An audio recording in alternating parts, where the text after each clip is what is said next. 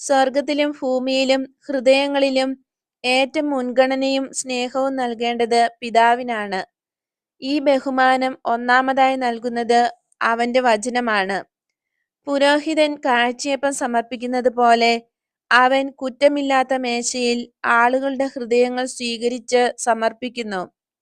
എന്നാൽ ക്ലെയോഫാസേ, നീ ആഗ്രഹിക്കുന്നത് പോലെ പ്രകാശിപ്പിക്കപ്പെട്ടവനായി ദൈവത്തിന്റെ പക്കലേക്ക് പോകുവാനായി ശ്രദ്ധിച്ചു കേൾക്കൂ.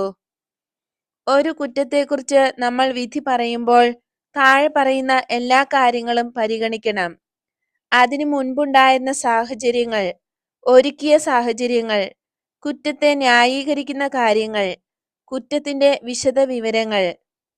കൊലപാതകം നടത്തിയ ഒരു മനുഷ്യൻ പാപപൂർത്തിക്കായി ദൈവത്തിലേക്ക് തിരിയുന്നതിന് മുമ്പ് തന്നോട് തന്നെ ഈ ചോദ്യങ്ങളെല്ലാം ചോദിക്കട്ടെ: ആരെയാണ് ഞാൻ നിഗ്രഹിച്ചത്?